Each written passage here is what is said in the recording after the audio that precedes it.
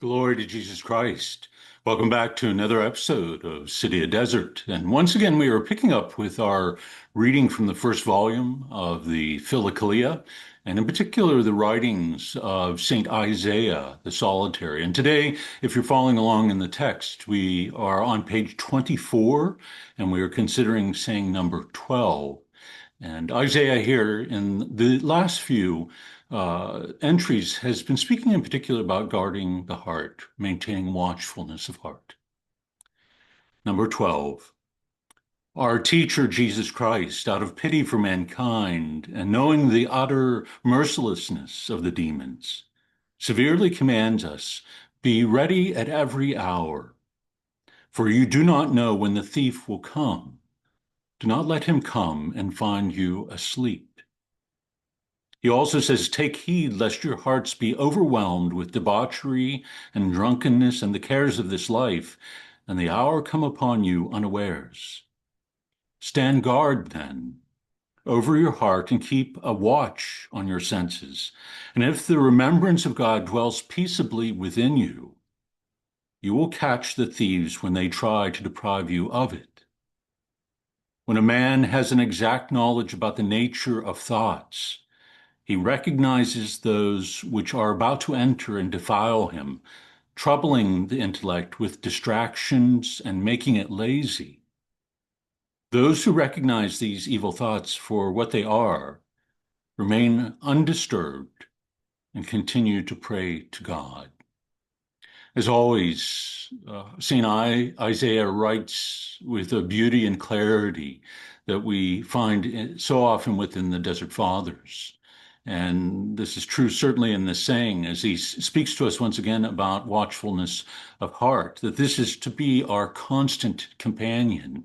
Again, there is a kind of relentlessness about the demons, that there is such a hatred of the good that they will look for every opportunity, he tells us, to overcome us and to fill the mind and the heart with, again, those thoughts that provoke us to sin. And so it's interesting how Isaiah puts it here. He says, Christ commands us. He commands us severely, be ready at every hour. So he adds a level of weight here that this is not advice that is given, but rather a command of the Lord and a call to obedience for which the grace is given also to enact it. We are to watch our hearts, to be ready at every moment, for we know neither the time or the day when the thief will come. And so we are to maintain this watchfulness and not allow ourselves to be drawn through debauchery, through drunkenness, into a state where our minds and our hearts become clouded. And so he says, stand guard and watch over your heart and your senses. And when the remembrance of God rests peaceably within us, you will catch the thieves when they try to deprive you. So remembrance of God, constancy of prayer, the turning of the mind and the heart to God is the only way to overcome the relentlessness of the evil one. It's by the grace of God, not through our own strength, our own endurance, but rather the grace of God that raises us up to this level of watchfulness that we can take every thought captive to make it obedient to Christ.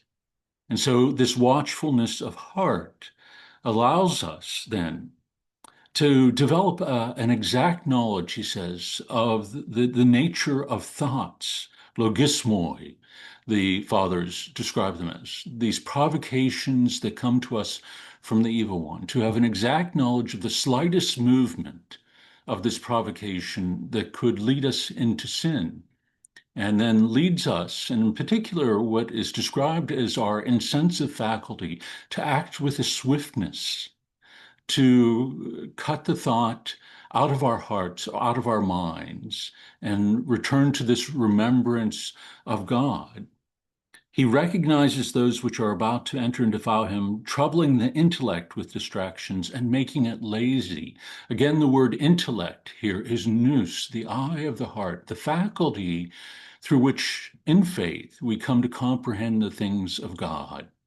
Once we allow these thoughts to enter, that eye of the heart, the nous, becomes clouded, and we are not able to see these subtle movements that emerge within our hearts, and so are easily taken captive, especially if we are lazy and negligent in the spiritual life. Those who recognize these evil thoughts for what they are remain undisturbed and continue in prayer to God. So the more still and silent our hearts become, the more attentive we become to the presence of God, the more we seek his grace, the more undisturbed our hearts become, and the more proficient we become in setting aside these provocations. And so let us pray today, once again, for the gift of watchfulness of heart, that we would engage in this as a command received from the Lord. And so with a certain zeal and fervor for the things of the kingdom. Thank you, and God bless you, and have a wonderful day.